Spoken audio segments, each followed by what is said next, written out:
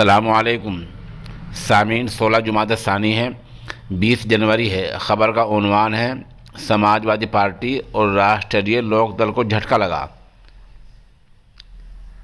Voting के अमल से 20 दिन पहले ही जेवर विधानसभा हलके से दोनों पार्टियों के मुत्तहिदा उम्मीदवार अवतार सिंह भडाना ने पर्चा नामजदगी दाखिल करने के बाद, इन्हें नॉमिनेशन करने के बाद आज अपना पर्चा वापस ले लिया है।